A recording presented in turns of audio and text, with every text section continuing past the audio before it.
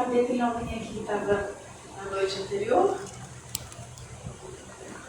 Não. Vou pedir paciência de vocês, que talvez vão ter que ouvir a mesma coisa, tá? Lembrando que o estudo também é participativo. Quem quiser pode levantar a mão, pode conversar. Na doutrina espírita, ninguém é doutor de nada, nós não temos papa, né, Roberto? Então, aqui, se alguém pode fazer pergunta à vontade, se eu não souber, Roberto está aqui, para ajudar e dar esse apoio moral. Vou no Google. A gente também vai no Google, não tem problema. Mas não, a gente vai na codificação, a gente vai no Kardecpedia, né, o que é bom agora, Kardecpedia. Bom, gente, então nós vamos falar de saúde mental sobre a ótica da doutrina espírita. E por que está muito em voga agora essa questão da saúde mental? Para vocês terem uma ideia, a Organização Mundial de Saúde, como se não bastasse apenas o Setembro Amarelo, achou necessário começar a procurar um outro mês que pudesse também abordar o tema, que ficou celebrando a campanha de Janeiro Branco a respeito do adoecimento mental, da saúde mental. Então nós temos o Setembro Amarelo e temos o Janeiro Branco. E de fato, como o Roberto falou, a respeito do adoecimento mental após a pandemia, a gente ficou mais fragilizado.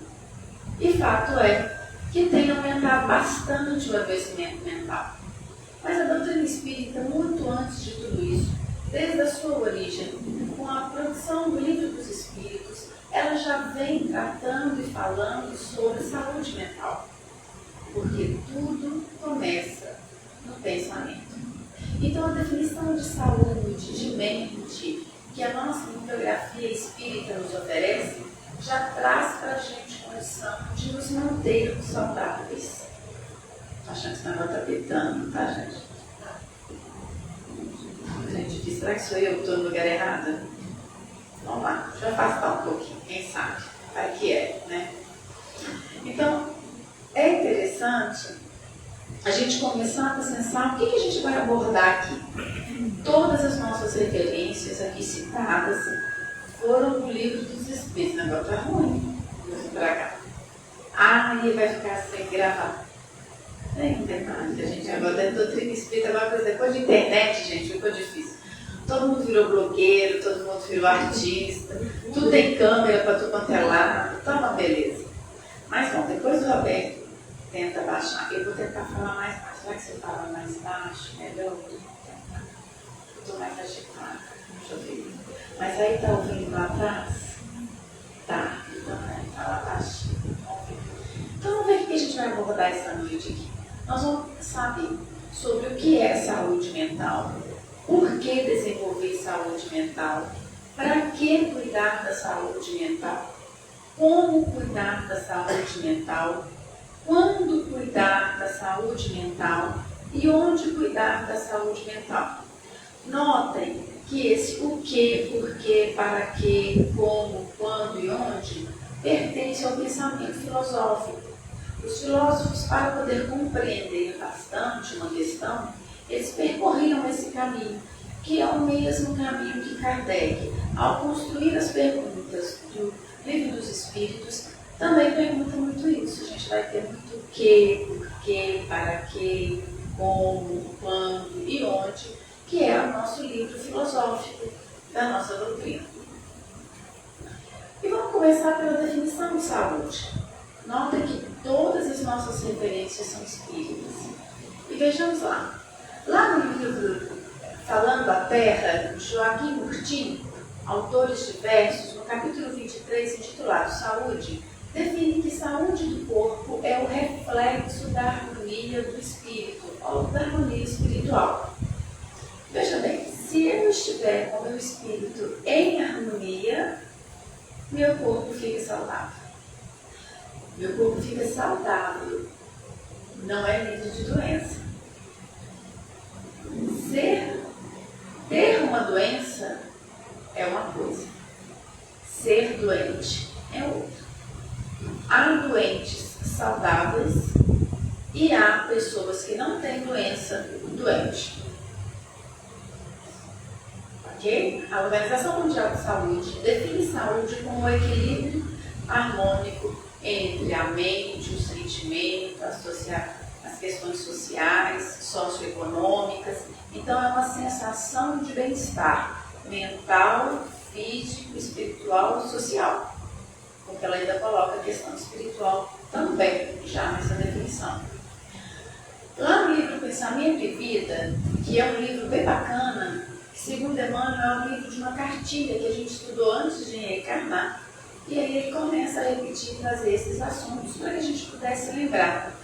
Na lição 15, também intitulada Saúde, ele vai definir da seguinte forma: saúde é o estado de equilíbrio interior entre o sentir e o pensar. Portanto, o sentimento reto pode esboçar o reto pensamento, mantendo a saúde do corpo. Olha que interessante, a Emmanuel já vem falando sobre muito isso. Esse pensar e sentir de uma forma coerente é o que nos proporciona a resiliência emocional que a gente tanto deseja. Muitas vezes a gente pensa de uma forma e sente de outra. Muitas vezes a gente sente algo e está pensando completamente diferente. Então há de se ter uma coerência entre o pensar e o sentir como uma ressonância. E isso favorece o equilíbrio espiritual. Porque traz para a personalidade, isso, Roberto, ajuda a gente, que esse negócio está pintando. O som. Não está pintando, gente? É o microfone, parece que ele apita. Dependendo, eu estou até tentando ficar igual estátua. Mas aí ele dá uma pitadinha. Vai lá, vai. Aí, ó. Ai, esse negócio está querendo apitar, hein? Aí, pronto. Pois é, e a pessoa não é normal, mas já sei por quê. Já pode. Vamos lá. Mas eu sei por quê. Pronto. Vai, Sofia. Aí. Melhorou, já? Melhorou. Ficou ótimo agora, né? Estão ouvindo aí atrás? Todo mundo está ouvindo aí atrás? Ótimo. Então, olha que interessante. Entre o pensar e o sentir, a gente precisa desenvolver uma resiliência. Quando a gente está pensando e sentindo de uma forma equitativa, nós desenvolvemos na personalidade a tão sonhada por nós resiliência emocional. O que é resiliência emocional hoje tão em voga na psicologia, na psicanálise, na psiquiatria? É quando nós vemos em algum arrobo de estresse, de alguma emoção mais forte, como o estresse, a raiva, o medo, tem aquele banho de cortisol bem rápidozinho assim, e aí a gente consegue daqui a pouquinho acalmar. A gente não absorve aquela emoção toda do corpo físico. Sabe aquele medo das coisas não darem certo, de um susto que a gente leva, de alguma coisa mais impactante? Quando a gente está desenvolvendo resiliência emocional, a gente tem um sistema nervoso parasimpático respondendo ao estresse que vem com o sistema nervoso simpático. O sistema nervoso simpático e o sistema nervoso parasimpático, eles pertencem ao sistema nervoso autônomo, aquele que a gente não precisa pensar para fazer que o corpo funcione automaticamente. Por exemplo, ninguém que pensou em respirar, pensou? Mas está todo mundo respirando. Você queira ou não, você vai respirar. Quem controla isso é o sistema nervoso autônomo. O coração batendo. E vocês já viram que quando a gente toma algum susto, o coração dispara? Pois é, aí a gente fala, estou apreensivo, alguma coisa vai acontecer comigo. Mas, quando o meu sistema nervoso parasimpático está em ativa também, ele digere aquela informação que o corpo leu e consegue responder de uma forma equilibrada. Então, a gente para de dar aqueles ataques, aquela sensação de fúria, que a pessoa fala assim, eu não tenho sangue de barata, e eu fui lá e xinguei todo mundo, e briguei, fiz um escândalo, né, assim? E a gente acredita que colocou a raiva para fora, mas nós não sabemos que ninguém coloca a raiva para fora. A gente simplesmente alimentou mais ainda o corpo do estresse, um hormônio chamado cortisol, aonde vai deixar aquilo reverberando sobre nós. E uma das condições da gente tirar aquilo da gente é fazer alguma atividade física, alguma atividade aeróbica, que a gente vai precisar transpirar bastante para aquilo dali sair do corpo físico. Então, do jeito que está com raiva, pode até treinar soquinho, né? No saco de areia, para não incomodar ninguém. Vai fazer uma caminhada, a caminhada vai ser curta, então corre, minha filha, porque transpirar vai ficar bem. Pega a bicicleta, pelo menos vai criar músculo. joga a raiva fora e cria músculo. Olha que maravilha, todo mundo querendo emagrecer, né? Então a gente ainda faz alguma coisa que ajuda bastante. E aqui a Amanda fala pra gente que é importante essa questão da gente ter essa noção daqui, de um sentimento reto pode esboçar um pensamento equilibrado. Isso é muito importante, a gente entender que eu preciso desenvolver emoções nobres. E isso começa com os meus pensamentos, das minhas crenças também. Lá em Lourenço Prado, em Instruções Psicofônicas de Autores Diversos, no capítulo 38, intitulado Pensamento, ele diz que saúde é o pensamento em harmonia com a lei de Deus. Olha que maravilha. Jesus era 100% saudável, médico de almas, porque ele tinha um pensamento 100% conectado com o Pai. Eis estou no Pai e o Pai está em mim. Quem me vê, vê o Pai. Não era assim? E não eram as falas dele? Isso mostrando que para a gente ainda ficar em sintonia com o pensamento de Deus vai levar um tempo. Há de se ter essa busca constante para se manter essa fidelidade com o Pai. E ele diz que doença é o processo de retificá-lo, de retificar esse pensamento ao pensamento de Deus. Então notem que ninguém precisa de doença. A gente precisa de tratamento. O problema é que a gente não trata sem doença. Olha que coisa engraçada. Muitos de nós interpretamos a doença como uma expiação. De fato, em alguns casos, pode ser mesmo. Mas não é essa expiação no sentido de punição que muitas vezes a gente se coloca como uma vítima de nós mesmos ou do acaso, porque agora é uma expiação. Estou expiando de mim com essa doença. E aí a gente começa nessa lamúria, a gente já não sabe se a pessoa está de fato no purgatório, no umbral, ou se está encarnada, precisando dessa vivência. Então eu convido vocês a quebrar esse paradigma da expiação e não enxergá-la mais como uma punição, porque de culpa o universo está cheio. Mas nós precisamos de esclarecimento e de consolo. A doutrina vem esclarecer para consolar. A expiação ela é uma evidência do efeito de uma outra vivência que provocamos em relação à causa. Então, a doença, ela faz parte de um movimento da lei de causa e efeito, sem alguma punição.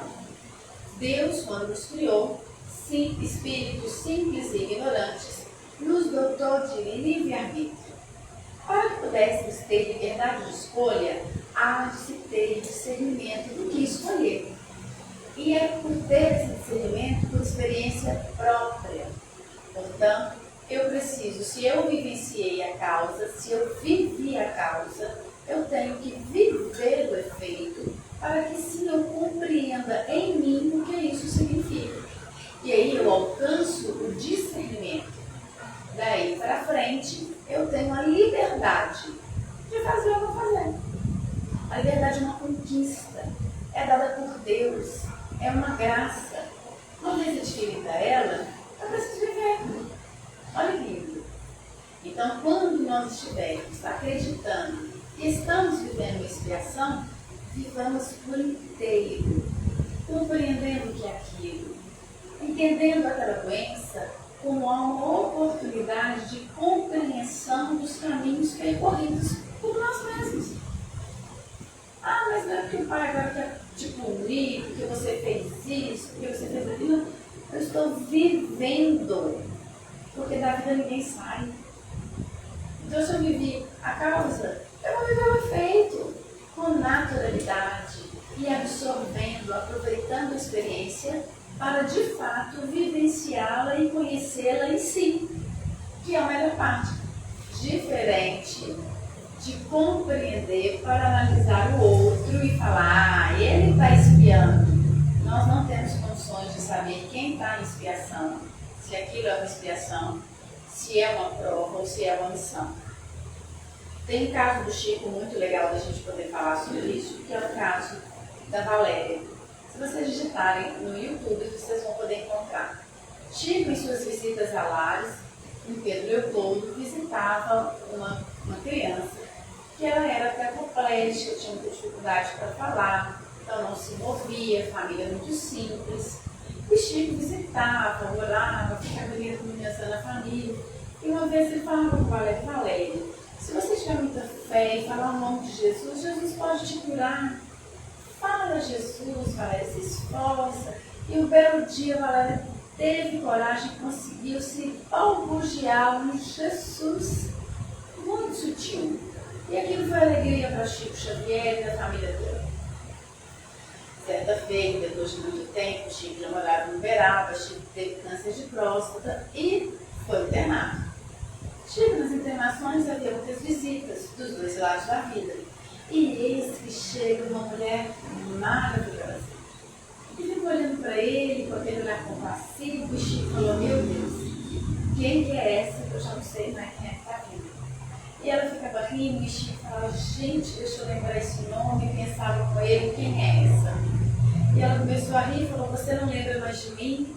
Aí ele disse: ô, minha querida, os remédios estão me deixando um pouco confuso, você vai me perdoar, mas eu não estou aí. E ela começava a rir, e ele com aquele jeitinho educado, para não ser indelicado, dizendo que tinha esquecido dela. E aí ela balbuceia: Jesus. E ele se surpreende, porque é um espírito muito bonito. E ela, enquanto encarnada, era um corpo todo retorcido. E ele fala: Valéria, como é que pode? É você? Como assim, Valéria? Falou: Chico, era uma encarnação missionária. Eu precisava ajudar os meus pais. A minha doença fazia com que eles se uniam ainda mais. Talvez, se fôssemos um de nós visitando Valéria, iria falar: o que será que esse espírito fez para merecer uma encarnação como essa? Ainda nós precisamos vencer o nosso orgulho na mente, certo? Uma outra definição de saúde está lá no livro também de Lourenço Prado, no mesmo livro e no mesmo capítulo. O céu é a faixa de pensamentos glorificados a que nos ajustamos com todas as criaturas de nosso degrau evolutivo. Então, onde é o céu, gente? Onde localiza o céu? O céu é o quê? Não entendi. Vou ver o quadro de junto. O céu está na gente mesmo. O céu está no nosso coração. O céu é um estado de espírito. Mas é um estado de espírito que eu alcanço em uma faixa de pensamento glorificado. Glória é um mérito alcançado. Graça depende de quem te oferece. A vida que nós temos foi dada pela graça do Pai. Nós ganhamos a vida de graça. E nós não fizemos nada para merecer a vida. Simplesmente o Pai nos criou de graça. A glória é o percurso que a gente faz em relação ao mérito alcançado. Então, toda vez que eu me esforço para que a minha mente, os meus pensamentos encontrem em um estado ajustado com todos na minha faixa vibratória, eu estou no céu. Eu estou na sensação de céu. Eu estou no estado de espírito de céu. Olha que notícia maravilhosa. Todos nós agora alcançamos o céu sem precisar desencarnar. Está melhor? Tem gente que morre de medo de morrer, né? Morre de medo do céu porque tem medo de morrer. Então agora a gente já sabe. A gente já consegue ir para o céu sem precisar desencarnar. A partir do momento em que eu me sintonizo em uma faixa de pensamentos gloriosos, porque eu consegui, eu conquistei me harmonizar com todo mundo na minha mesma faixa de vibração. Como se fosse aqui agora. Nós estamos sintonizados, num ambiente tranquilo, harmônico, como se todos nós estivéssemos aqui harmônicos uns com os outros, dos dois lados da vida. Então alcançamos um pensamento de glória. Aquele que está com o pensamento lá fora e ainda do outro lado, ainda não alcançou o céu em si. Por isso que muitas das vezes, quando a gente conhece a doutrina espírita e aí já começa a seguir, a gente fica querendo vir para o centro todo dia. E a gente fala: mas aqui é tão bom, né? É tão tranquilo, fica parecendo Pedro, Tiago e João no Monte Tabor. Mestre, não embora não. A gente faz uma tenda aqui para Elias, outra para Moisés, Senhor, e a gente fica aqui. E Jesus fala: não, É preciso descer e vivenciar o amor. Como a espiritualidade amiga, o nosso benfeitor Dr. Bezerra de Menezes, fala para todos nós essa noite. Não é possível pernoitar por aqui. É preciso descer e viver o amor na casa de vocês. Então não podemos ficar retidos aqui. E se a gente definiu saúde, nós vamos definir mente. Porque nós vamos falar de saúde mental. Mental vem da palavra mente. E a doutrina também tem uma definição de saúde. E nessa definição de saúde, a gente tem por Emmanuel, dado o livro Alma e Coração, no capítulo 11, intitulado Tua Mente. E ele diz assim: a mente é a casa do espírito. Olha que fantástico. Vocês já sabiam então aonde que o espírito morava, gente? Onde é a casa do espírito? Segundo Emmanuel, é a mente. Muitos de nós acreditamos que o espírito está dentro do corpo, né? O espírito está dentro do corpo, aí tem incorporação, mas o espírito foi lá, entrou dentro do corpo da outra pessoa, né? Ligou. Então nós vamos quebrar esse paradigma também. O espírito não entra dentro de corpo nenhum, tá? Tem espírito dentro de corpo de ninguém. Ah, mas quando tem manifestação espiritual, o espírito não entrou dentro do corpo, não entrou, não é? Então a gente recebe o corpo físico para animá-lo, esse corpo físico. E nós começamos a animá-lo, esse corpo, desde a fecundação, célula a célula. Então nós vamos envolvendo esse corpo com o nosso perispírito e ali a gente consegue se conectar com ele. Como é que a gente se anima esse corpo, depois desse corpo está todo formado? Nós somos espíritos, temos perispírito e temos um corpo. No perispírito nós temos os centros de forças.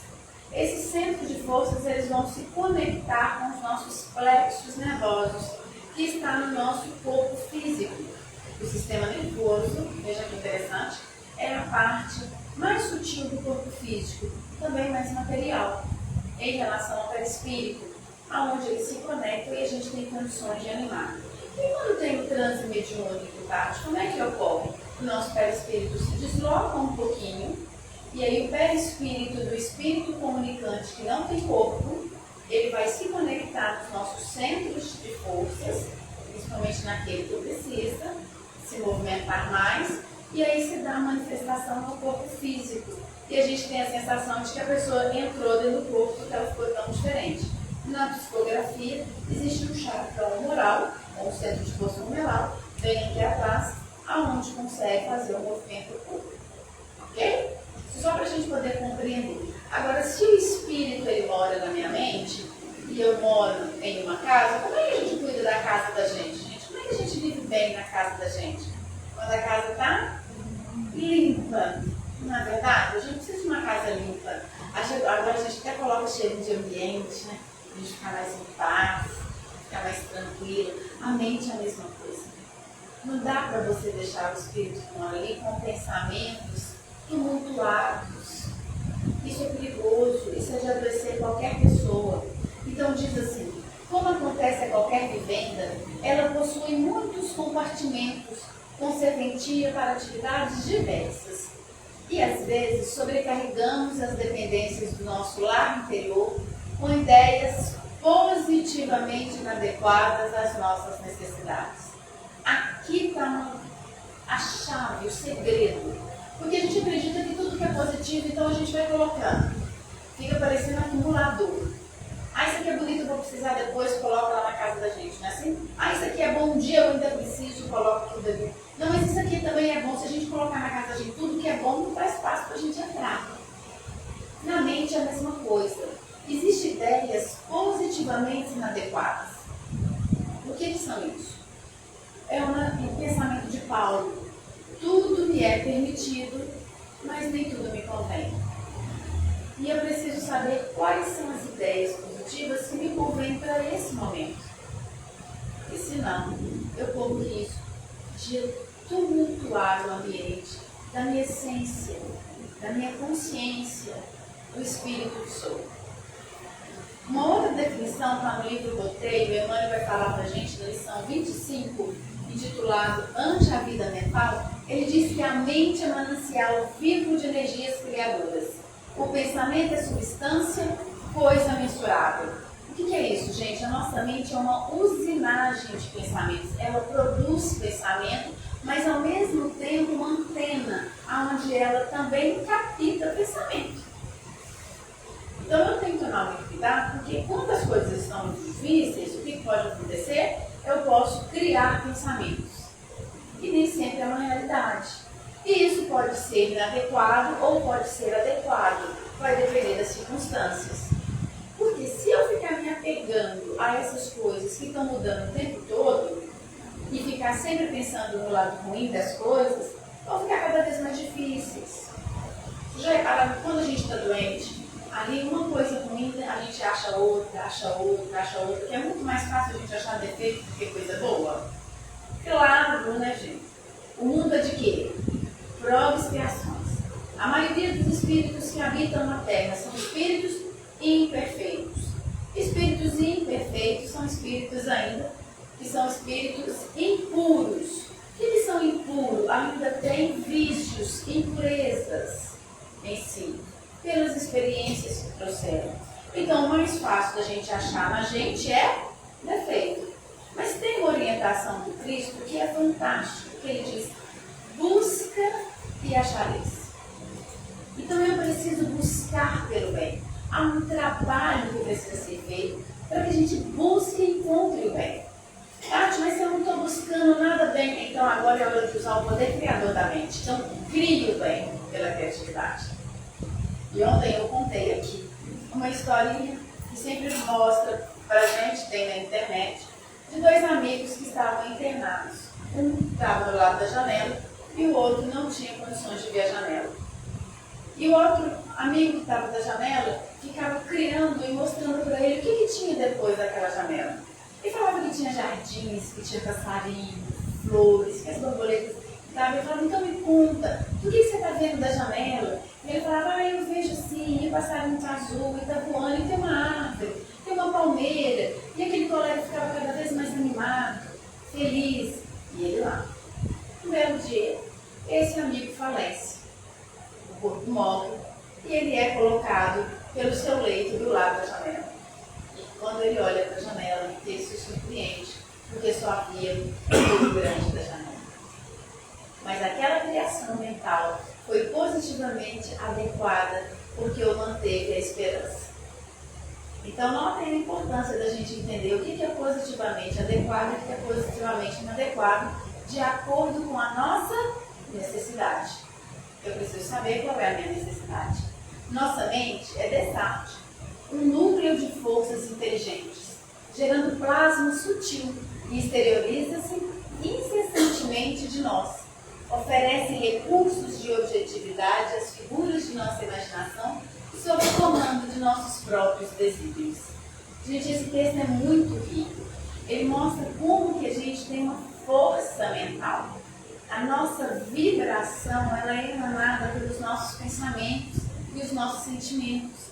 Quando eles estão coerentes, a gente espalha no ambiente. Por exemplo, nesse momento agora, com certeza aqueles médicos de dentes conseguem perceber a egrégora que conseguimos formar com os nossos pensamentos agora.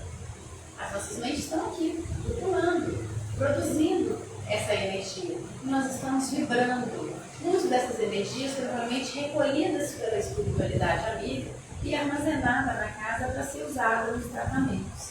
Então veja que buscar o bem, pensar no bem, é a grande utilidade, porque a gente dá de si aquela usinagem que a gente oferece para a nossa vibração, para que a facilite na cura uns dos outros. Porque é assim que se dá pela lei de sociedade. Nós não somos independentes, mas nós somos seres interdependentes. Precisamos da energia e da vibração uns dos outros. E é assim que a coisa se dá, a gente consegue perceber. Mas isso sempre acontece de acordo com a nossa vontade. E há de se ter uma diferença muito grande entre vontade e desejo. Desejo, ele está ligado ao instinto, aquela coisa que a gente quer uma realização imediata, aquela ânsia. Eu estou com sede, eu preciso beber água, eu quero água agora. Então ele é um desejo, ele é efêmero, ele é de imediato. E eu tenho aquele desejo, daqui a pouquinho eu tenho desejo novamente, porque ele não dura. Já, então ela é mais do instinto mesmo. Um pouquinho mais do animal, tem mais a ver com o corpo físico. Já a vontade, ela tem a ver com o intelecto, com a racionalidade, com a capacidade do ser humano. O ser humano ganhou, gente, da vida do pai, a felicidade da gente ter logo frontal. Essa exuberância do cérebro é fascinante. Quando vocês acharem que não tem mais nada para agradecer a Deus, que a vida está difícil, agradeça pelo lobo frontal. Olha para esse corpo. Meu corpo está feio. Mulher, né, é terrível. A gente vai para o espelho, a gente acha defeito em tudo. Aqui já mudou, a minha já aconteceu, melasma, então é um trem que a gente não sabe o que acontece, desaparece. Um belo dia, seu rosto está todo pintado, você fala, gente, de onde vieram essas manchas, né? E aí a gente vê que perdeu a boquinha está fina, a gente começa a reclamar. Quando a gente vê nessas mulheres, desiste e olha para o face, e olha para a testa, você tem lobo frontal. E é exatamente aqui que a gente consegue sintonizar com as inspirações do mais alto. É no lobo frontal que a gente ativa quando está em prece. É no lobo frontal que tem aqui o chakra frontal, ou o centro de força frontal no perispírito, que quando lá nas obras de André Luiz há de ter alguma intuição, o mentor, ele sintoniza logo no lobo frontal. E ali a ideia, a pessoa de uma forma sutil começa a pensar. O lobo frontal, eu estou achando uma carinha de jovem, eu posso perguntar a idade? Pode. Quantos anos você tem? 19. 19 anos, olha que coisa maravilhosa, né, gente? 19 anos do centro espírita, que maravilha. Parabéns, que coisa boa. Pois é, querido, olha para você ver, seu lobo frontal ainda está em formação. Seus neurônios todos ainda estão completos. Eles se completam mais ou menos em torno dos 26 anos. Eu ainda brinquei aqui ano passado, falei, gente, e a minha avó que casou aos 15, qual era o poder de escolha que ela tinha de planejamento? Nenhum. Mas não morreu não, porque ela está com 93 anos viva, então o casamento não matou, vou ficar tranquila. Mas hoje a gente já está numa outra circunstância. Já é difícil ser casada? Não. Não, pois é, sempre fez uma vovó que casou aos 15. Hoje a gente já entende. Para a gente tomar uma decisão de planejamento e tudo, seria bom que a gente já tivesse depois dos 26, quem está cobrando. E a gente também cobra deles uma atitude, né, fantástica da juventude, que já tem que saber, mas minha filha não tem, está difícil para tomar decisão. Calma, daqui a pouquinho eles se ajeitam. Não sabe qual profissão vai escolher? Claro, é uma decisão a longo prazo, um planejamento, tem um pouco de tolerância. Né? E assim a gente vai entendendo que nesse lobo frontal a gente tem essa capacidade de planejar, de olhar o futuro, de sintonizar. E é por isso que quando a gente achar que não tem nada para agradecer, lembra que você tem um lobo frontal. Você fala, é com isso que eu tenho a liberdade de livre-arbítrio, é com isso que eu consigo pensar que as coisas acontecem. E é muito interessante a gente pensar dessa forma. André Luiz, lá nos Domínios da Mediunidade, no capítulo 1, falando sobre mediunidade, ele vai dizer, nossa mente desce esse núcleo de forças inteligentes, gerando um plasma sutil, isso que eu já falei, né? Para gerar imaginação. Por que desenvolver saúde mental? Por que então que eu tenho que ter uma mente saudável? Por que eu tenho que ficar vigiando a minha mente? Porque, gente, o próprio Cristo falou, orai e vigiai. Nós sabemos que a oração hoje pela neurociência, ela ativa o lobo central, o lobo frontal. Então é como se a gente ligasse bastante aqui de cérebro, já foi medido isso, é fascinante. Então na hora que eu oro, eu potencializo a minha capacidade de tomar decisão. E quando eu vigio, depois eu vigio quem, gente? A minha decisão, as minhas escolhas. O que eu fiz? E a gente pode achar que era para vigiar os outros, né? Tomar conta da sogra, da família, né? Vigiar o namorado, né? Como é que é? Ficar stalkeando, né? Não, não é por isso não. Não é. É justamente porque depois da oração a gente já consegue ter uma capacidade maior cerebral para que a gente tenha essa percepção, a autopercepção de si mesmo. Olha que fantástico. Então é tudo conosco? É tudo conosco. E quando eu preciso, então, desenvolver essa saúde mental, por que eu preciso? Porque a saúde mental vai impactar no corpo físico. Ela vai impactar direto no meu corpo. Mente sã, corpo são. E é verdade.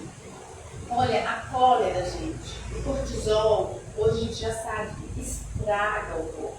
No livro Nas Fronteiras da Loucura, de Manuel Filomeno de Miranda, psicografia de Divaldo Pereira Franco, tem um caso lá que acontece no carnaval, uma época boa, que a gente já está chegando no carnaval, né? E uma jovem, ela foi iludida no carnaval, não era muito dia para carnaval, saiu, foi, aceitou, e um jovem consegue tirar ela da turma, levar ela separada e ele vai violentá-la. Antes dele violentá-la sexualmente, ela morre de medo.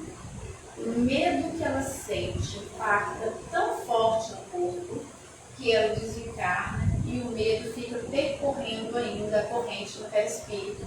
Quando ela é socorrida pela avó, através da prece de vezes que a avó já estava ali, sentindo e sabendo o que ia ocorrer, a equipe socorrista leva ela para o socorro para tentar fazer vários passos de limpeza para tirar o medo que está percorrendo ali, atrapalhando ela no plano espiritual. Então veja como se a gente treinar agora e entender nossas emoções agora, cuidar verdadeiramente dela agora, isso vai percorrer a gente no plano espiritual, mesmo sem corpo. E o homem, ele é inquilino da carne, com obrigações naturais e preservação de desafio no patrimônio temporariamente que usufruiu. Eu preciso conservar meu corpo. Não adianta eu só ficar fazendo a caridade, eu não estou fazendo mal. Aquele médico que vocês podem buscar no YouTube, Dr. Dre, que foi radicado nos Estados Unidos, ele faz bastante cirurgia plástica. Então ele conta que depois da conversão dele para a religião dos mormons, ele não come carne, ele não comia glúten, então ele tinha uma vida toda saudável para não atrapalhar o corpo físico dele. Ele descobriu um câncer de 13 centímetros. E ele ficou preocupado em saber como é que isso aconteceu, então a gente chega no Brasil e ele fala para a gente com muita tranquilidade que a gente precisa cuidar das emoções. Isso nos remete à frase de Jesus quando os fariseus começam a censurar os seus discípulos porque comiam sem lavar as mãos. Jesus nos dá uma bela orientação que não é o que entra pela boca do homem que contamina o homem, mas é o que sai. Porque o que sai de mim sai a minha vibração.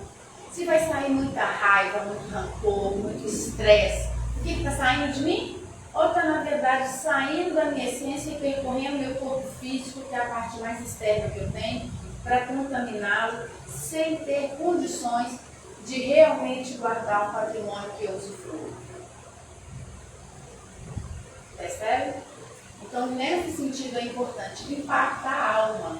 Porque uma pessoa que está com o pensamento e com o sentimento em desalinho, ele não está em coerência cardíaca, portanto, ele está incoerente. E com a incoerência cardíaca, você não desenvolve resiliência emocional. Você se torna uma pessoa de personalidade reativa. Aquelas pessoas que dão uma resposta toda hora, aquelas pessoas que estão sempre na defensiva, que estão sempre com uma sensação de luta, ou estão sempre se esquivando, não tem condições, então impacta a alma.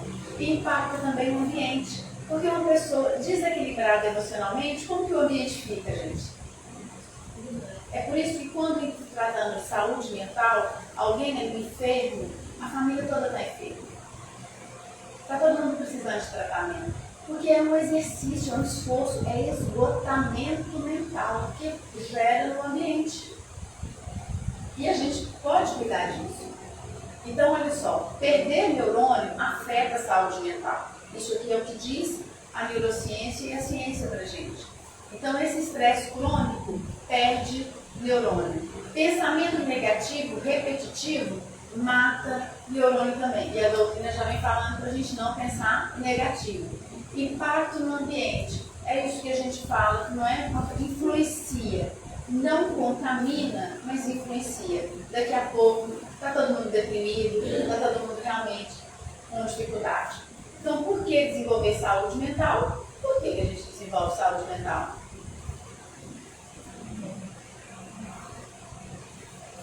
Por quê? Gato comeu a língua de todo mundo. Ficar bem com a gente. Para ficar bem com a gente. Para ficar bem com a gente, para a gente ficar harmônico. E aí eu costumo dizer o seguinte. Por que desenvolver saúde mental? Porque a gente veio aqui para quê, gente? Por que ele nasce?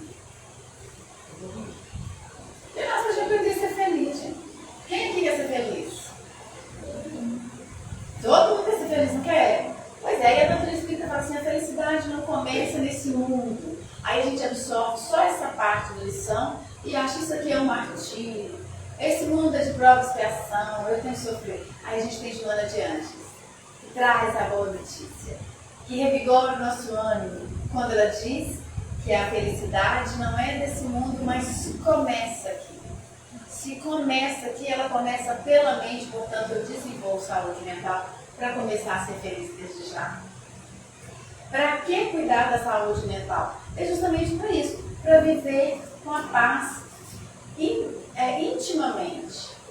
A paz é uma construção mental. A paz ela não depende do ambiente. Ela é uma construção individual.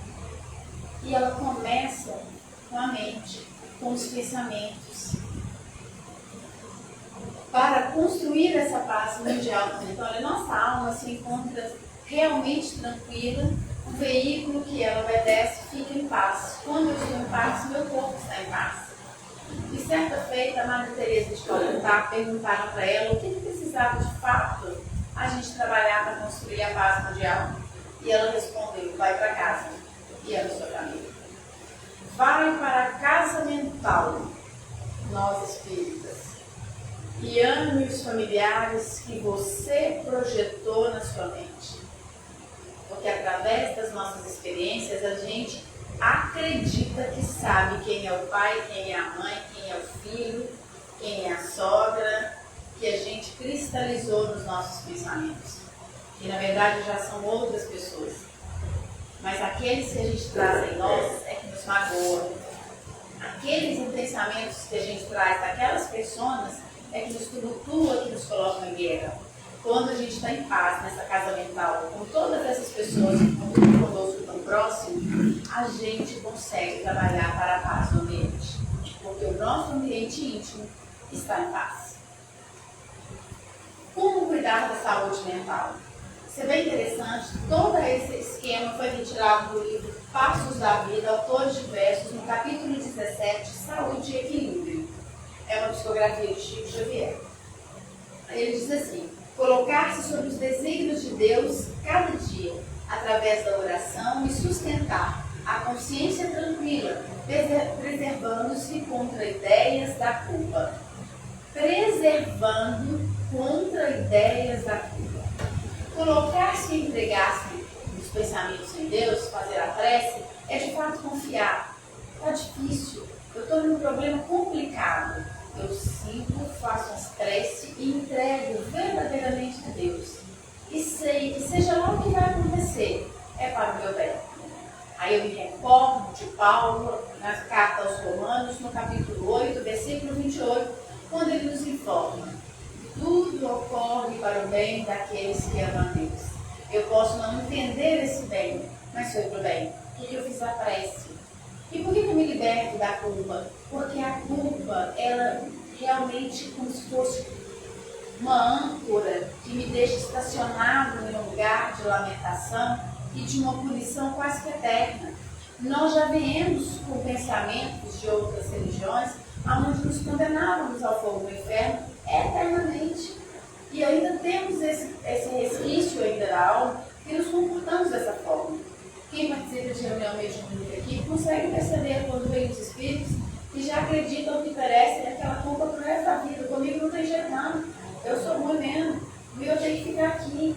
E isso a gente faz ainda com o corpo, com algumas formas ainda, de uma certa forma sutil, mas a gente não se permite ser feliz porque ainda fica se punindo. Então o ideal é que a gente entenda qual que é a nossa responsabilidade. Sujou, limpou, estragou, arrumou. É só isso. Depois de arrumado, depois de limpo, não precisa ficar lembrando da sujeira que fez um dia. Já foi superado. Manter o coração e mente, atitudes e palavras, atos e modos de inspiração constante no bem. Eu preciso pensar no bem. Tati, mas está difícil o bem, então cria, porque a sua mente é criadora, lembra? Cria uma história que te faça bem, mas uma história que não prejudique ninguém. E essa é importante.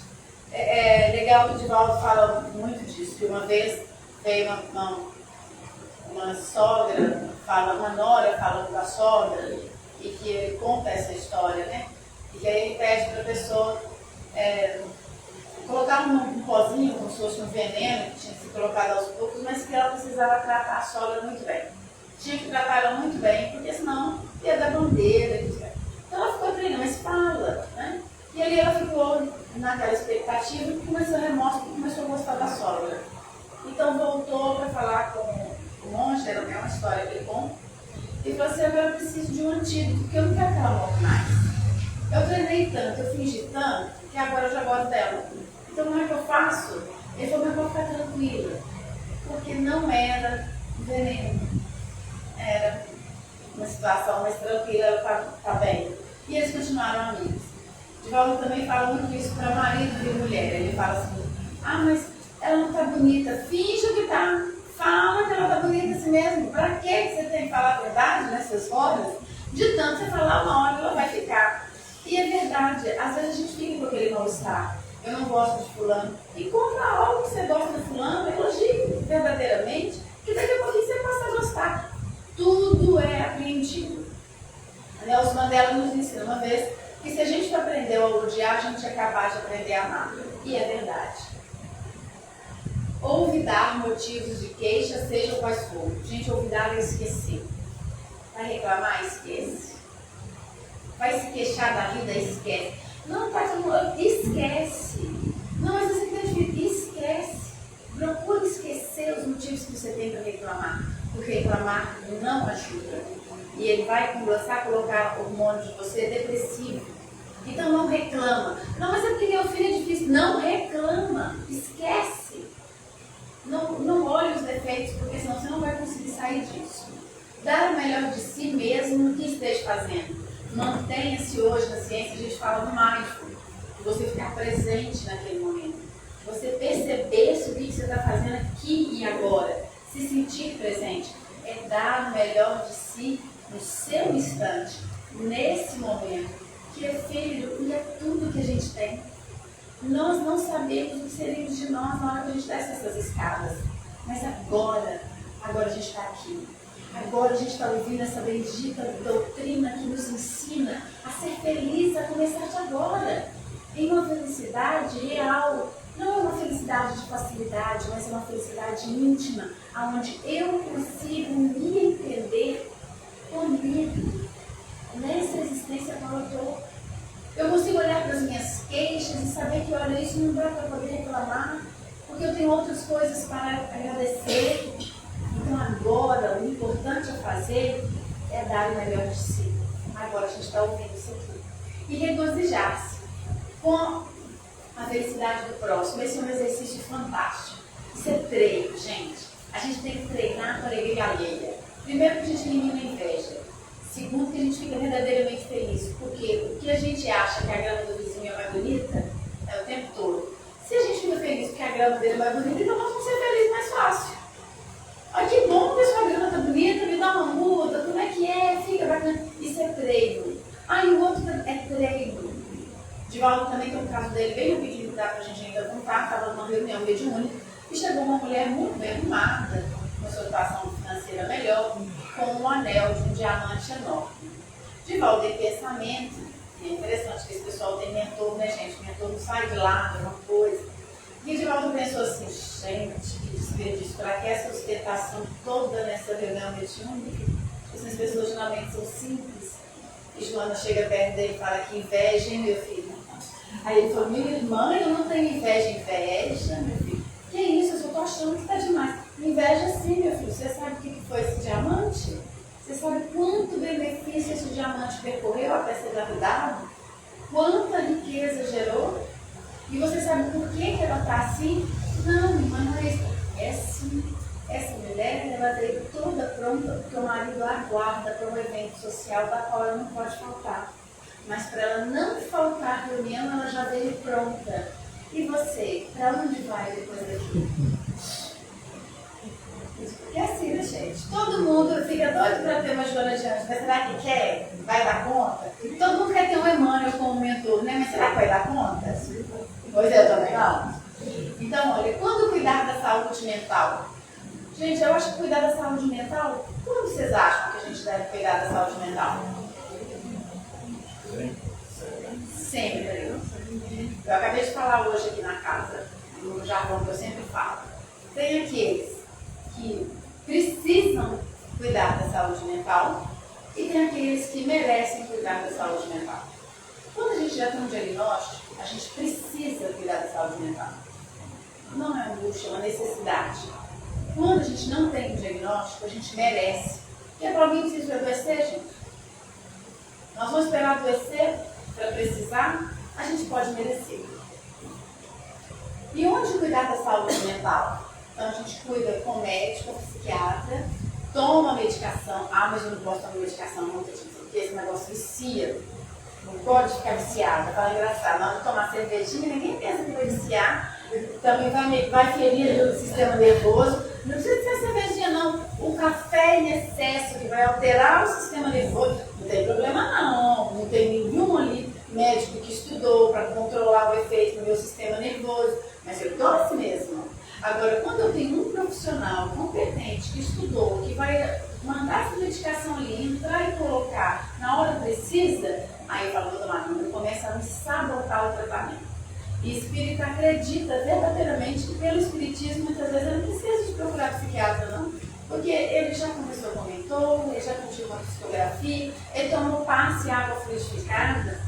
E hoje a ciência ela entende que as terapias complementares são extremamente importantes.